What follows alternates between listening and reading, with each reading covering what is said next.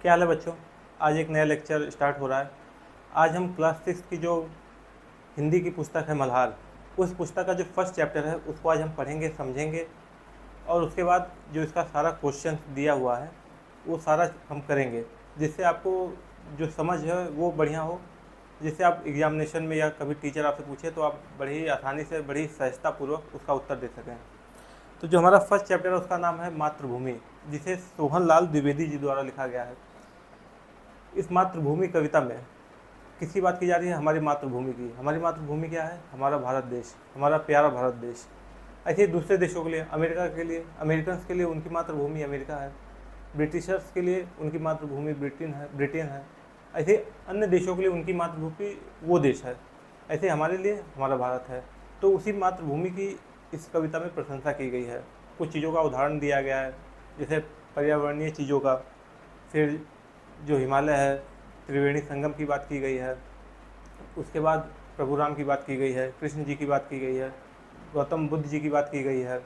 इन सब लोगों की बातें को करके इस पूरे कविता में भारत की प्रशंसा करने का प्रयास किया गया है। तो इस कविता को हम लोग पहले पढ़ लेते हैं, उसके बाद इसको समझने का प्रयास करते हैं। ऊंचा खड़ा हिमालय आकाश चूमता है, नीचे चरण तले झुक चित नित सिंधु झूमता है। इसमें मातृभूमि का जो प्रशंसा करने के लिए कहा जा रहा है कि इस देश में, इस मातृभूमि में हिमालय खड़ा है, ऐसा लगता है जैसे वो आकाश को चूम रहा हो। जो हमारा हिमालय है वह किसको चूम रहा है? आकाश को। फिर लिखा है नीचे चरण तले झुक नित्य सिंधु झूमता है। और जो हमारा हिंद महासागर, यहाँ पे सिंधु को हिंद महासागर कहा गया है। हिंद महासागर भारत के नाम पे ही उस महासागर का नाम हिंद महासागर पड़ा है। तो ये हिंद महासागर क्या कर रही है? हमारे मातृभूमि के चरणों को स्पर्श कर रही है। सिंधु जो हिंद महासागर है, आप लोग इसे लिखते चलिएगा। ये क्या काम कर रही है? हमारे मातृभूमि के चरणों को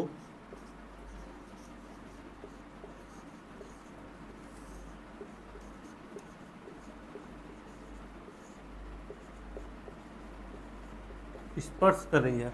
जैसे हम लोग सुबह सुबह अपने माता पिता का चरण स्पर्श करते हैं, उसी तरीके से हमारे मातृभूमि की चरणों को कौन स्पर्श कर रहा है? हिंद महासागर। फिर आगे क्या लिखा है? गंगा यमुन त्रिवेणी नदियां लहर रही हैं, जगमग छटा निराली पग पग छहर रही है। अब इसमें देखिए क्या कहा गया। इसमें किसकी बात की गई है? गंगा यमुन त्रिवेणी। जैसे गंगा यमुना सरस्वती, ये जो 3 नदियां हैं, गंगा यमुना, यहाँ पे यमुना नहीं लिखा गया है, यमुन लिखा गया है, लेकिन जो इसका मतलब हम समझेंगे वो यमुना है। और त्रिवेणी, एक नदी की बात यहाँ पे नहीं की गई है, लेकिन जब त्रिवेणी लिख दिया गया इसका मतलब है 3, तो एक जो छूट रहा है वो है सरस्वती। इन 3 नदियों के संगम को त्रिवेणी कहा जाता है, जो कि संगम जो प्रयागराज में है, संगम जगह, संगम स्थान पे ये तीनों नदियाँ मिल जाती है, वहीं पे कुंभ मेला लगता है। तो उसी की बात की जा रही है कि हमारे मातृभूमि में एक ऐसा स्थान भी है जहाँ पे 3 नदियाँ आपस में मिलती हैं, वो कितना पवित्र स्थान है। फिर लिखा है जगमग छटा निराली पग पग छह रही है। जो हमारे देश की हरियाली है, हमारे देश की जो निराली है, वो हर जगह बिखर रही है। जो हरियाली है वो हर जगह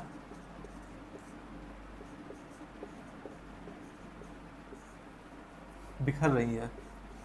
बिखर रही है, चाहे बोल लीजिए प्रकाश फैला रही है, ये भी लिख सकते हैं आप।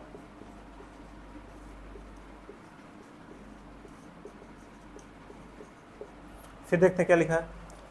वह पुण्य भूमि मेरी, वह स्वर्ण भूमि मेरी, वह जन्म भूमि मेरी, वह मातृभूमि मेरी। अब इसमें जो पुण्य भूमि लिखा है, स्वर्ण भूमि लिखा है, जन्म भूमि लिखा है, मातृभूमि लिखा है, इन चारों चीज़ों को समझने की जरूरत है। तो इसको लिख लीजिए, फिर मैं इसके आगे का लिखता हूँ।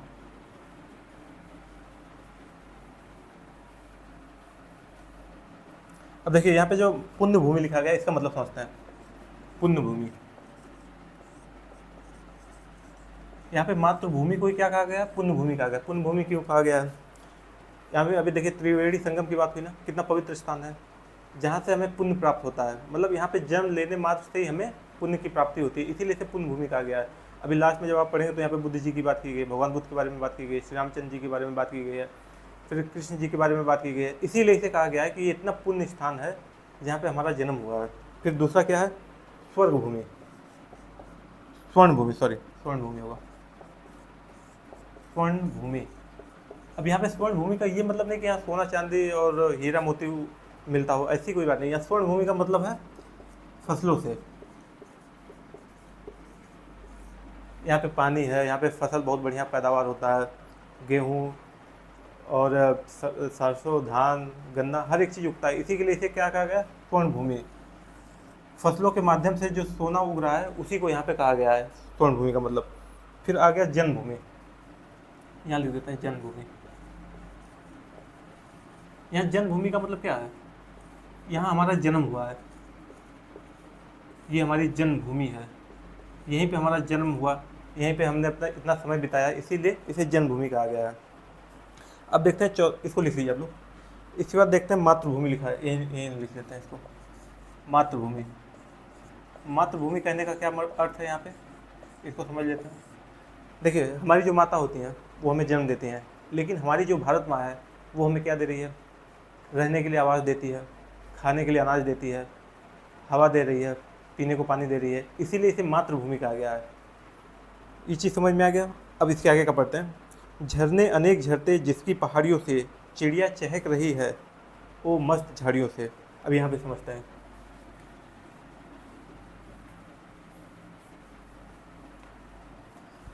क्या कह रहा है, झरने अनेक झरते, जो हमारा भारत देश है, जो हमारी मातृभूमि है।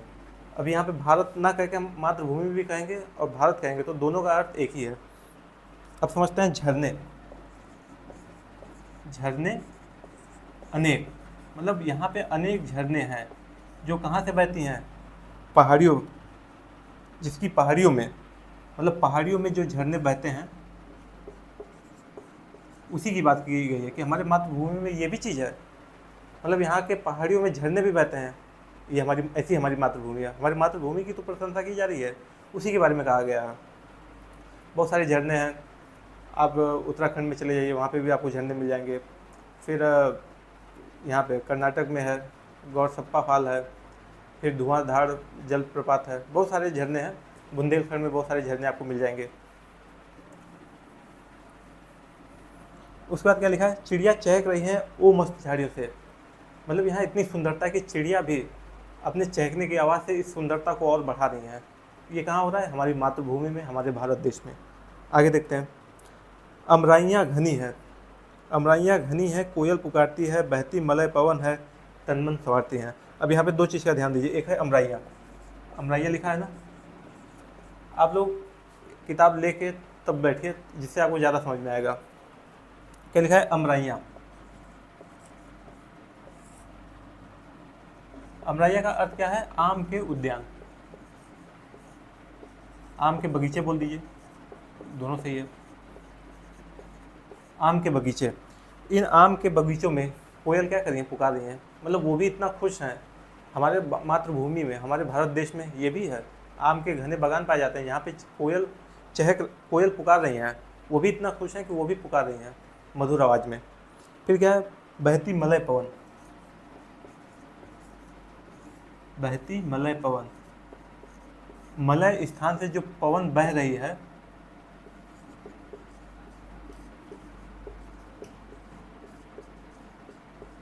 मलय स्थान से जो पवन है, जो हवा बह रही है, वो क्या काम कर रही है, वो हमारे तन मन को संवार रही है, हमें आनंदित कर रही है, हमारे अंदर खुशियाँ ला रही है। ये बात किया जा रहा है यहाँ पे। उसके आगे देखते हैं, यह धर्म भूमि मेरी, सॉरी, वह धर्म भूमि मेरी, वह कर्म भूमि मेरी, वह जन्मभूमि मेरी, वह मातृभूमि मेरी। तो मातृभूमि तो समझ ही गए, मैंने समझा ही दिया पहले। अब इन तीनों का अर्थ हम लोग समझ लेते हैं। क्या क्या लिखा है, पहले है धर्म भूमि, वह धर्म भूमि मेरी। अब यहाँ धर्म का मतलब हिंदू मुस्लिम सिख ईसाई से नहीं है, यहाँ धर्म का अर्थ है कर्तव्य से और नीति से, नैतिकता से। नैतिकता का क्या अर्थ है, ये क्या सही है और क्या गलत है। धर्म का जो मेन मतलब होता है यही होता है कि हमें सही और गलत का जो अर्थ है वो समझा सके, क्या सही है क्या गलत है, क्या हमें करना चाहिए। यही धर्म का असली मतलब है। बाकी जो हिंदू मुस्लिम सिख ईसाई है, उस चीज़ों के बारे में यहाँ पे जो धर्म लिखा है उससे संबंधित नहीं है। वहाँ यहाँ पे धर्म का संबंध इन सब चीज़ों से है। फिर क्या लिखा है, वह कर्म भूमि मेरी। कर्म भूमि का मतलब क्या है, हमारा कार्य क्षेत्र, हमारा कार्य क्षेत्र, हमारा कार्य क्षेत्र जहाँ पे हम कार्य करते हैं। हो सकता है कोई अमेरिकन हो, जन्मभूमि उसकी अमेरिका हो, लेकिन वो हमारे भारत देश में काम कर रहा है, तो उसकी कर्म भूमि क्या मानी जाएगी, भारत। ऐसे ही कोई व्यक्ति है, गांव में उसका जन्म हुआ हो, शहर में काम करता हो, तो यहाँ पे क्या होगा, उसकी जन्मभूमि अलग हो जाएगी, कर्म भूमि अलग हो जाएगी। ऐसे बहुत सारे एग्जाम्पल हो गए जो आपके आसपास भी देखने को मिल जाएंगे। तो अपने एग्जाम्पल से आप बहुत अच्छे तरीके से समझ पाएंगे। अब देखते हैं क्या लिखा है। कर्म भूमि हो गया, जन्मभूमि। जन्मभूमि तो ऊपर ही समझ लिए होंगे आप लोग, जन्मभूमि तो ऊपर ही, मैंने पीछे का बैक करके देखें तो मैंने जन्मभूमि समझा दिया।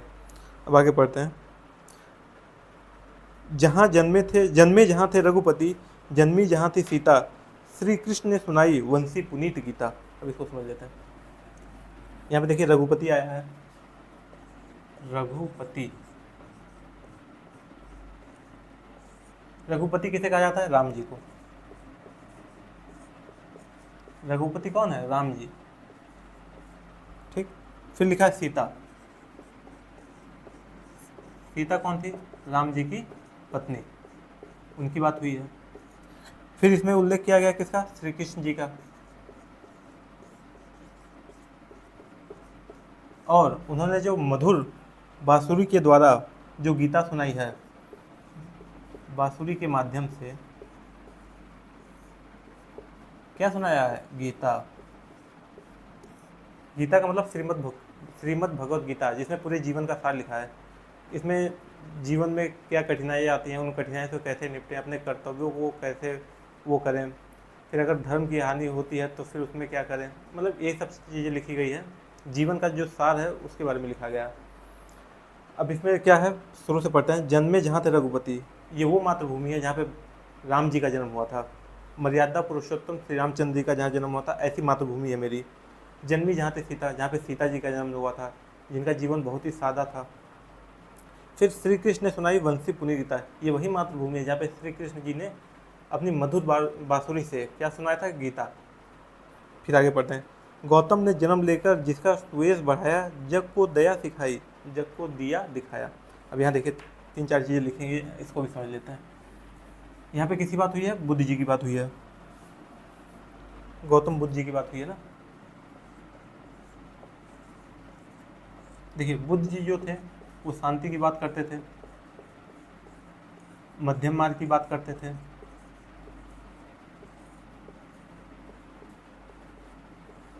अहिंसा की बात करते थे।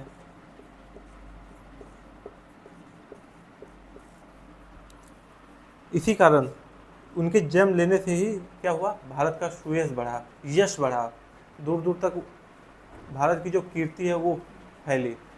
देख लीजिए अभी बुद्ध धर्म की जो भी मूल्य हैं वो अन्य देशों में भी आपको देखने को मिल जाएगा। थाईलैंड में चले जाइए, श्रीलंका में चले जाइए, वहाँ पे भी आपको देखने को मिल जाएगा। वही बात हो रहा है कि श्री कृष्ण जी ने यहाँ पे जन्म लेके हमारे देश का, हमारी मातृभूमि का यश बढ़ाया, जग को दया सिखाई। इस पूरे जग को उन्होंने क्या सिखाया, दया, दया का भाव सिखाया कि सभी प्राणी के प्रति हमारे अंदर क्या होनी चाहिए, दया होनी चाहिए, करुणा होनी चाहिए, परोपकार का भाव होना चाहिए। जब वो वृद्ध आदमी को देखते हैं तो उनका मन बड़ा ही विचलित हो जाता है, तो वहाँ क्या है, वो उनके दया को दिखा रहा है, दया भाव को दिखा रहा है। फिर आगे क्या लिखा है, जग को दिया दिया दिखाया। यहाँ पे दिया का मतलब वो वाला दिया नहीं है, ये वाला दिया नहीं है। यहाँ पे दिया का अर्थ क्या है,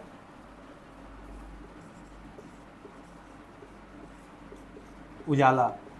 कैसा उजाला, ज्ञान का। कैसा उजाला, ज्ञान का उजाला दिखाया।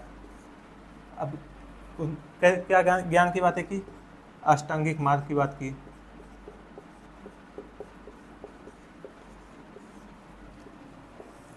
और क्या किया, आर्य सत्य बताए, 4 आर्य सत्य की बात की।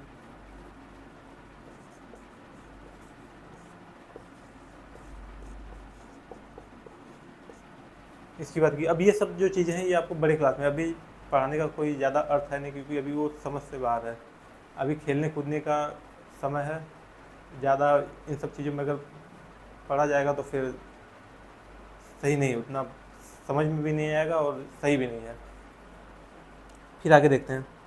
वह बुद्ध भूमि मेरी, वह युद्ध भूमि सॉरी वह युद्ध भूमि मेरी, वह बुद्ध भूमि मेरी, वह मातृभूमि मेरी, वह जन्मभूमि मेरी। तो युद्ध भूमि क्यों कहा जा रहा है? एक मिनट, इसको मिटा देते हैं।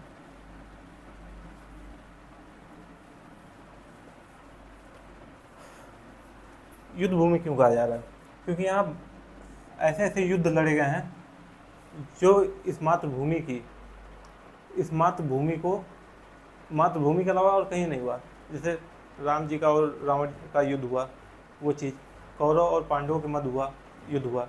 फिर जो राजा पोरस था और अलेक्जेंडर के मध्य युद्ध हुआ। इसी कारण इसे क्या कहा गया? युद्ध भूमि कहा गया है, जहाँ बड़े वीरता वाले युद्ध लड़े गए, इसलिए इसे युद्ध भूमि कहा गया है।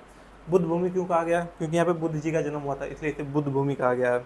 और मातृभूमि का मतलब तो आपको पता ही है, क्योंकि हमारी जो ये भारत है ये हमारी माँ के समान है, जो हमको खाने के लिए भोजन, पीने के लिए पानी, हवा, आवास ये सब प्रदान करते, इसलिए इसे मातृभूमि कहा गया है।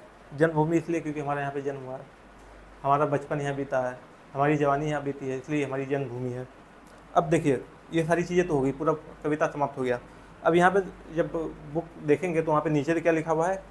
कवि से परिचय। तो इसमें कवि की, जो हमारे कवि हैं, इनका क्या नाम है? सोहनलाल द्विवेदी जी। इनके बारे में कुछ लिखा गया है, उसको हम लोग पढ़ते हैं। ये अधिकतर देशभक्ति से संबंधित ही गान, जो कविता है वो लिखते थे।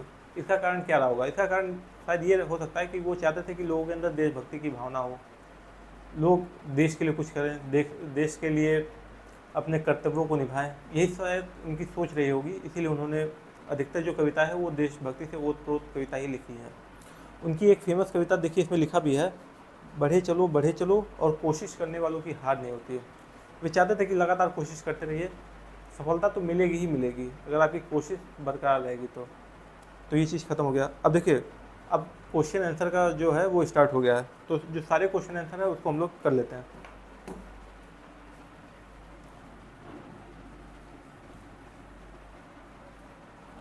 अब देखिए, सबसे पहला क्वेश्चन क्या है?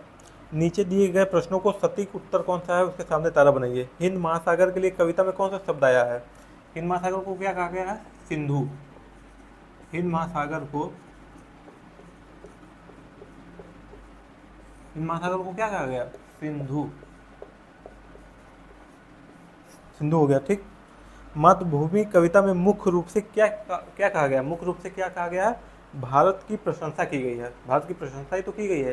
हिमालय की बात की गई है, झरनों की बात की गई है, भगवान बुद्ध जी के बारे में बात की गई है, राम जी के बारे में बात की गई है, कृष्ण जी के बारे में बात की गई है, चिड़िया के चहकने की बात की गई है, फिर त्रिवेणी संगम की बात की गई है।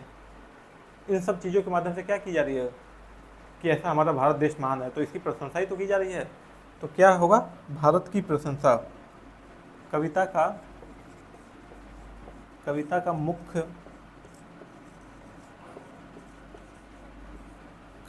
मुख्य रूप से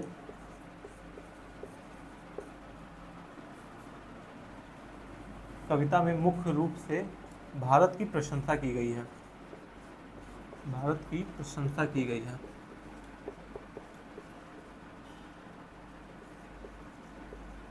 प्रशंसा की गई है, ठीक। अब ये क्वेश्चन खत्म हो गया। अब देखिए, ख पे आइए।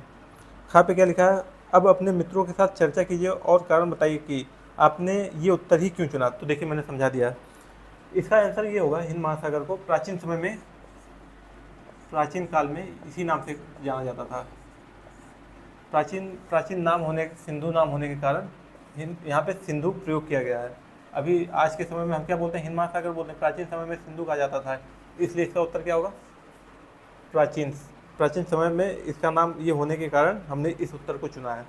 अब दूसरा देखिए, कविता में मुख्य रूप से भारत की प्रशंसा की गई है। ये आंसर क्यों होगा? ये तो मैंने समझा ही दिया, क्योंकि इसमें भारत के स्थानों के बारे में बात किया गया है, भारत के जो महापुरुष हैं उनके बारे में बात किया गया है, तो ये चीज़ हो गया। अब आ जाइए, मिलकर करें मिलान। मिलकर करें मिलान। अब इसमें देखिए हिमालय लिखा है ना, कुल 10 हैं, उसको वो करना है, मैचिंग है, इसको मिलाना है। तो जो हिमालय है वो क्या होगा, एक हिमालय का उत्तर क्या हो जाएगा, पहले हिमालय का उत्तर क्या हो जाएगा, देखिए यहाँ पे लिखा हुआ है भारत की उत्तरी सीमा पर फैली पर्वतमाला। देखिए 10 नंबर जो लिखा है वही उसका आंसर होगा। फिर 2 नंबर में त्रिवेणी लिखा है ना, त्रिवेणी, इसका क्या हो जाएगा, 3 नदियों की मिली हुई धारा संगम, 4 नंबर लिख लीजिएगा इसका। फिर देखिए 3 है मलय पवन, मलय पवन लिखा है ना। अब इस मलय पवन के आगे क्या होगा, अब देखिए इसमें लिखा हुआ है एक दक्षिण भारत के मलय पर्वत से चलने वाली सुगंधित वायु, 6 नंबर, देखिए 6 नंबर लिखा हुआ है। अब आ जाइए 4 नंबर पे सिंधु। तो सिंधु के बारे में तो अभी देखिए इसके पहले ही मैंने एक्सप्लेन किया था। सिंधु में क्या हो जाएगा, समुद्र, एक नदी का नाम। देखिए इसमें लिखा भी हुआ है समुद्र और एक नदी का भी नाम है। ये भारत और पाकिस्तान के मध्य बहती है ये नदी, मध्य नहीं मतलब भारत से निकल के फिर पाकिस्तान से होते हुए अरेबियन सागर में गिर जाती है। तो ये आगे पढ़ने के लिए है। अभी बस हमको इतना जानना है कि ये समुद्र का भी नाम है और नदी के नाम से भी है सिंधु। तो ये क्या, इसका तो कौन सा है, 8 नंबर। ठीक, इतना लिख लीजिए, फिर आगे का देखते हैं। फिर है गंगा यमुना। अब गंगा यमुना तो पता ही है, त्रिवेणी, गंगा यमुना सरस्वती। देखिए इसमें सरस्वती का नाम नहीं लिखा गया है, लेकिन आपको ध्यान रखना होगा, गंगा यमुन लिखा हुआ है। इसका क्या उत्तर होगा, इसका होगा 3 नदियों की मिली हुई धारा संगम। देखिए 4 नंबर पे जो लिखा है उसका आंसर ये होगा। ये कौन सा, ये 5 नंबर है। अब 6 नंबर पे आ जाते हैं। 6 नंबर क्या कह रहा है, रघुपति। देखिए रघुपति जी के बारे में तो मैंने बताया ही था, किसे कहा जाता है, श्री रामचंद्र जी को। अब देखिए इसमें लिखा हुआ है कौन सा है, 5 नंबर। 5 नंबर देखिएगा क्या लिखा है, वही है इसका आंसर है। फिर है 7 श्री कृष्ण। अब जो श्री कृष्ण का है इसका क्या हो जाएगा, इसको देखिए आप लोग, नंबर 2 वसुदेव के पुत्र वासुदेव, ये हो गया। अब 8 नंबर देख लेते हैं। 8 नंबर क्या लिखा है, सीता। इसका क्या हो जाएगा, 9 जनक की पुत्री जानकी। ठीक, इसको लिख लीजिए। फिर 2 और बचा है, गीता और गौतम बुद्ध।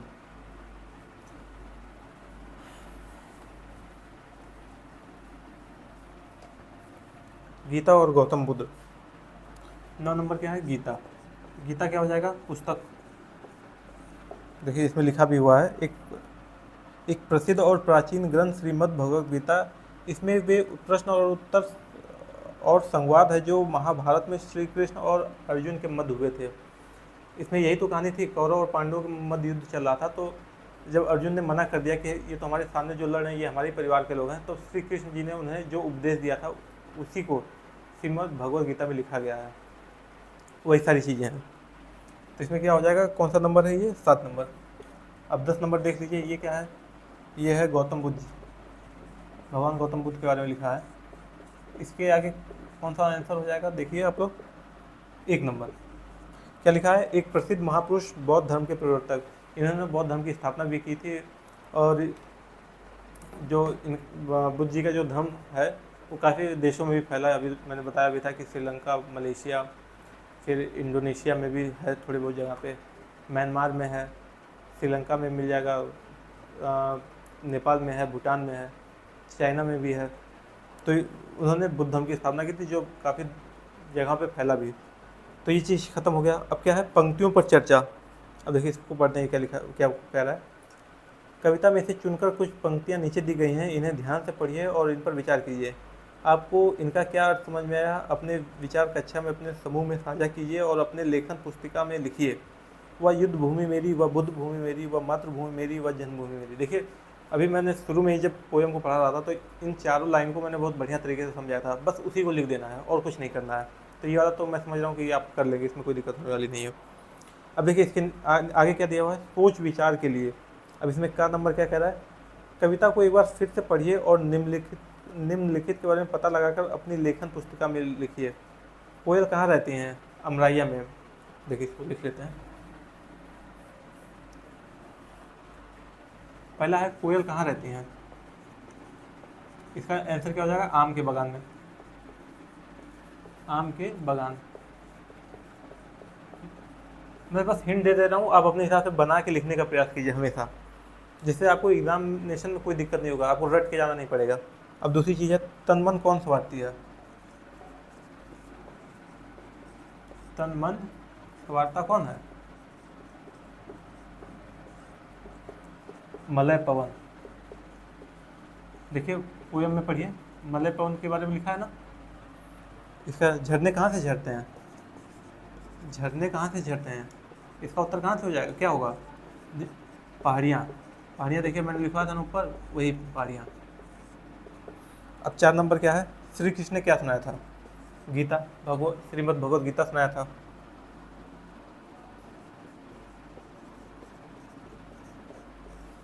क्यों, मैं हिंट दे रहा हूँ, बाकी आप अच्छे से लिखिएगा, इसमें पढ़ के बढ़िया से पूरा जिस फॉर्मेट में लिखना उस फॉर्मेट में आप लिखिएगा, बस ये समझने के लिए है। गीता ये हो गया। और क्या बचा, 5 नंबर क्या है, गौतम ने किसका यश बढ़ाया, मातृभूमि का, हमारी मातृभूमि का। हमारी मातृभूमि क्या है, हमारा भारत देश। ठीक हो गया। अब आगे बढ़ते हैं, खा। खा देखिए क्या बोल रहा है, नदियाँ लहर रही हैं, पग पग छह रही हैं। लहर का अर्थ क्या है, पानी का हिलोरा, मौज, उमंग, वेग, जोश। और छह का अर्थ क्या होता है, बिखरना, छितरना, छिटकना, फैलना। अब देखिए, अभी इसमें क्वेश्चन पूछा गया है, कविता पढ़कर पता लगाइए और लिखिए कहाँ कहाँ छटा छह रही है, किसका पानी लहर रहा है। तो किसका पानी लहर रहा है, त्रिवेणी संगम का। एक मिनट, अगर आप लोग इसको लिख नहीं पाए ना तो वीडियो को पीछे करके लिख लीजिएगा इसको।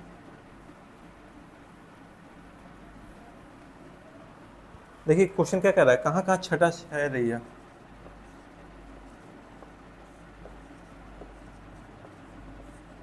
पग पग में। क्या है, पग पग में, इसका आंसर ये हो जाएगा। ठीक, दूसरे क्वेश्चन का आंसर, किसका पानी लहर रहा है, त्रिवेणी संगम का, त्रिवेणी संगम का, ये हो जाएगा। देखिए अब ये खत्म हो गया। अब देखिए कविता की रचना, अब इसमें लिखा हुआ है, गंगा यमुन त्रिवेणी नदियाँ लह रही है। यमुन शब्द यहाँ यमुना नदी के लिए आया है। कभी कभी कविता की लय और सौंदर्य को बढ़ाने के लिए इस प्रकार से शब्दों को थोड़ा बदल देते हैं। यदि आप कविता को थोड़ा और ध्यान से पढ़ेंगे तो आपको और भी बहुत सी विशेषताएं पता चलेंगी। आपको जो विशेष बातें दिखाई दें उन्हें आपस में साझा कीजिए और लिखिए। जैसे सबसे ऊपर इस कविता का एक शीर्षक है, जैसे इसमें क्या किया गया है, यमुना कैसे लिखा जाता है, ठीक ऐसे लिखा जाता है, लेकिन लिखा क्या गया है, यमुन। ठीक, ऐसी कुछ और भी चीज़ें हैं इस पूरे कविता में, कुछ ऐसी चीज़ों को ध्यान में रखकर लिखा गया, उसी को हमको खोजना है। तो आइए इसमें देखते हैं क्या क्या है। आकाश चुमता नीचे तरंग झुक, जैसे सिंधु को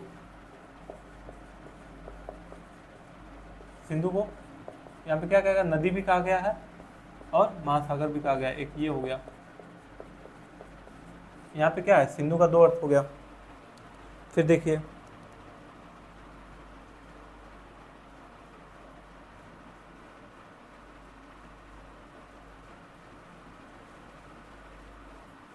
फिर राम जी के लिए किस शब्द का प्रयोग किया गया है, रघुपति। एक ये विशेष चीज है। ऐसी 2-3 चीजें और लिख लीजिएगा आप लोग। अब आगे देखते हैं इसको। अब इसके बाद क्या है, मिलान करने के लिए दिया है। इस मिलान को मैं आपको ऐसे ही बता दे रहा हूँ, आप लोग नोट कर लीजिएगा।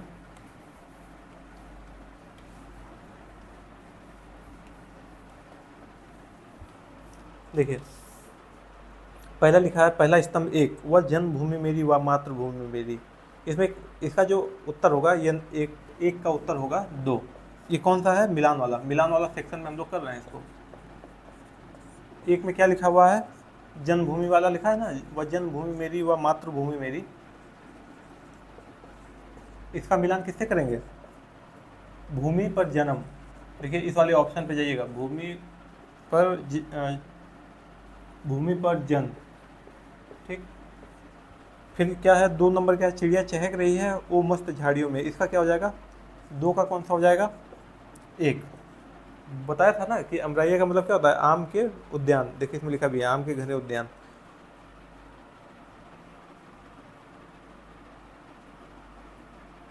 नहीं नहीं सॉरी, 3 नंबर का इसका 2 नंबर का हो जाएगा 3। 2 नंबर का 3 लिख लीजिएगा। इसमें होगा वहाँ की जलवायु इतनी सुखदाई है कि पक्षी पेड़ पौधों के बीच प्रसन्नता से गीत गा रहे हैं। और 3 नंबर का हो जाएगा आपका 1, अमराइयाँ घनी है कोयल पुकारते हैं। यहाँ पे क्या हो जाएगा, यहाँ आपके घने उद्यान है जिनमें कोयल आदि पक्षी चहचहा रहे हैं। तो ये मिलान वाला सेक्शन खत्म हो गया। अब इसके आगे का देखते हैं क्या है, अनुमान या कल्पना से। देखिए अनुमान या कल्पना से में सबके उत्तर अलग अलग हो सकते हैं, इसमें हमें अपने हिसाब से सोच के उत्तर देना है। तो इसको पहले पढ़ते हैं क्या लिखा है। अपने समूह में मिलकर चर्चा कीजिए, अमराइयाँ घनी है कोयल पुकारती हैं। अब कोयल क्यों पुकार रही होगी, किसे पुकार रही होगी, कैसे पुकार रही होगी। अब इसमें कोई एक फिक्स आंसर इसका नहीं है, आप अपने हिसाब से अनुमान लगा के अपनी कल्पना से कोई भी आंसर ले सकते हैं, गलत नहीं होगा। लेकिन ये जो पोएम लिखा है इसके अंतर्गत ही वो आंसर होना चाहिए। आप इसके बाहर से आंसर उठा कर नहीं लिख सकते, फिर गलत हो जाएगा। इसका मतलब आपने पोएम पढ़ा नहीं है, अपने मन से उत्तर दे रहे हैं। इस पोएम को पढ़ने के बाद जो भी उत्तर आएगा उसी उत्तर को ही लिखना है, इससे कनेक्टेड होना चाहिए वो आंसर। अब इसमें क्या लिखा है, कोयल क्यों पुकार रही होगी, आम के घने उद्यान को देखकर पुकार रही होगी, हो सकता है आम के उद्यान हैं, आम लगे हैं, खाने की वस्तु है, इसलिए हो सकता है कि पुकार रही होगी। किसे पुकार रही होगी, हो सकता है अपने साथियों को पुकार रही हो, ये भी हो सकता है। फिर तीसरा क्या है, कैसे पुकार रही होगी, मधुर आवाज़ में, मधुर ध्वनि लिख दीजिए, ध्वनि सबसे उत्तम होगा। ये पहला वाला हो गया, इक्का का हो गया। ये कौन सा है, अनुमान या कल्पना से, अनुमान या कल्पना से, अनुमान या कल्पना से। ठीक, ये का हो गया। खा का देखिए, बहती मलय पवन है तन मन संवारती है। पवन किसका मन तन मन संवारती है, यहाँ के लोगों का, मातृभूमि के लोगों का, मातृभूमि के लोगों का। ठीक, जो पक्षियाँ हैं उनका, खासकर कोयल का। या वह या कैसे करती है, वो अपने जो शीतल हवा है उससे, शीतल वायु से हो सकता है, सुगंधित,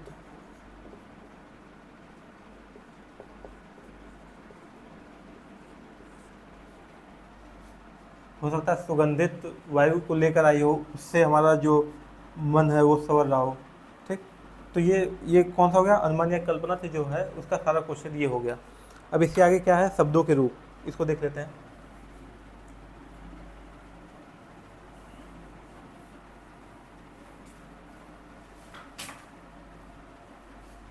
शब्दों के रूप, अब देखिए इसमें पढ़ते हैं क्या लिखा हुआ है। नीचे शब्दों से जुड़ी कुछ गतिविधियां दी गई हैं, इन्हें करने के लिए आप शब्दकोश, अपने शिक्षकों और साथियों की सहायता भी ले सकते हैं। नीचे दी गई पंक्तियों को पढ़ें। जगमगा छटा निराली पग पग छह रही है। इन पंक्तियों में पग शब्द 2 बार आया, जिसका अर्थ है हर पग हर कदम पर। शब्दों के ऐसे ही कुछ जोड़े नीचे दिए गए हैं, इनके अर्थ लिखिए। घर घर मतलब हर घर, घर घर का मतलब क्या हो जाएगा, हर घर। दूसरा क्या है, बाल बाल, बोलते हैं ना बाल बाल बचे, किसी तरह बचे, किसी तरह, बड़ी मुश्किल से, कुछ भी लिखिए। कुछ भी मतलब इसका जो अर्थ हो, कई सारे अर्थ हैं, उन अर्थों में से कुछ भी लिख सकते हैं। सास सास,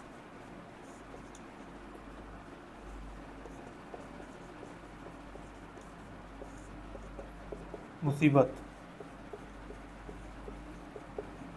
यहाँ पे सास सास का मतलब क्या होगा, मुसीबत से होगा। नहीं, हमारा सांस फूल जाता है, कोई ऐसी चीज़ हम लोग देख लेते हैं तो हमारा सांस फूलने लगता है, तो उसी से संबंधित है। देश देश, अब यहाँ देखिए हर देश भी लिख सकते हैं, प्रत्येक देश भी लिख सकते हैं, जो आपको सही लगे वो लिख लीजिए। 4 नंबर हो गया। 5 नंबर क्या है, पर्वत पर्वत,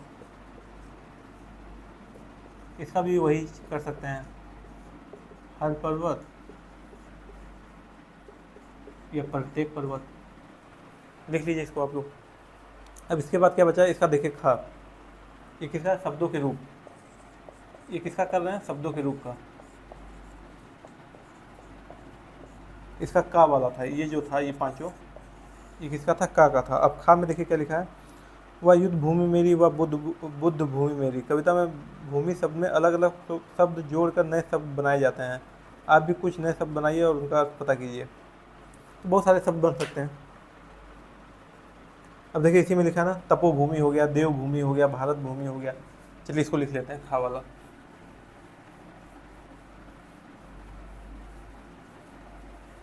खा वाला कर लेते हैं खा,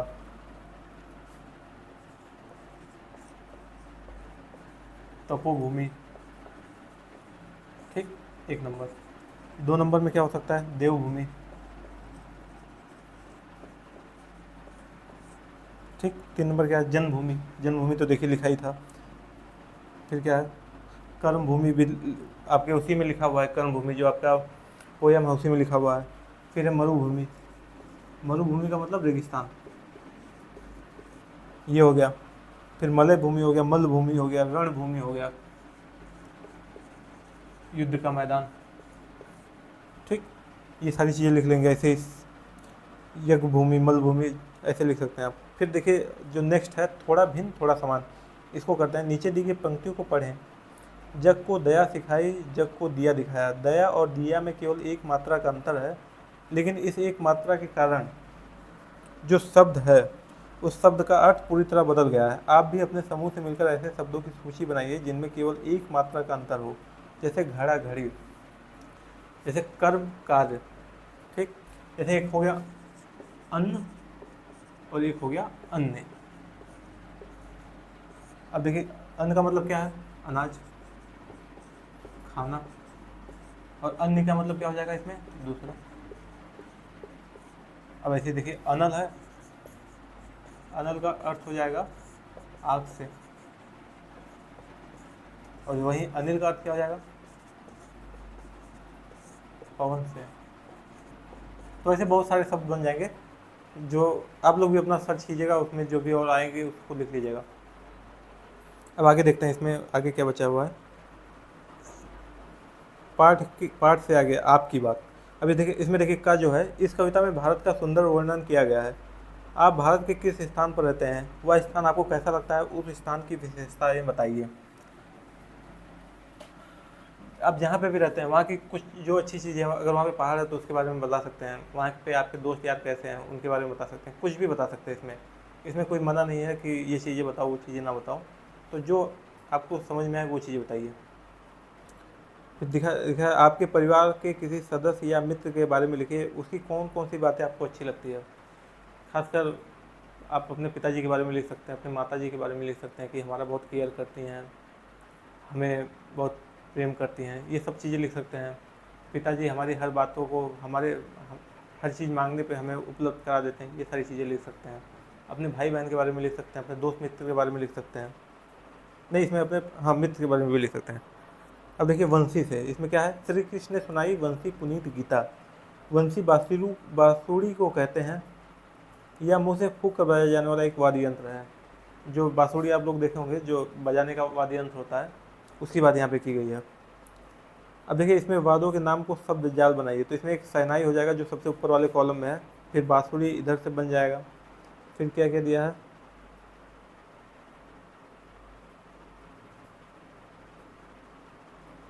इसी में खोजने पे मिलेगा आपको।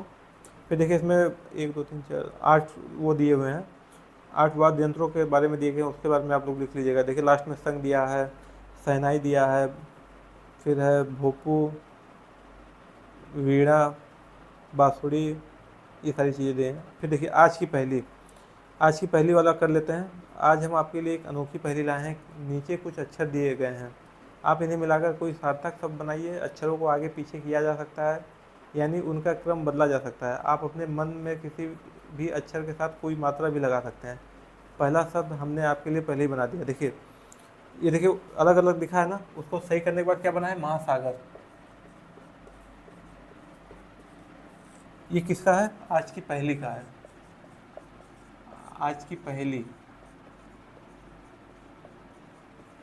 आज की पहेली में ये दिया ना, पहला वाला क्या दिया हुआ? महासागर दिया है। दूसरे वाले क्या बनाएंगे तो क्या बनेगा? हिमालय बनेगा। तीसरा वाला क्या बनेगा? गंगा बनेगा। चौथा क्या बनेगा?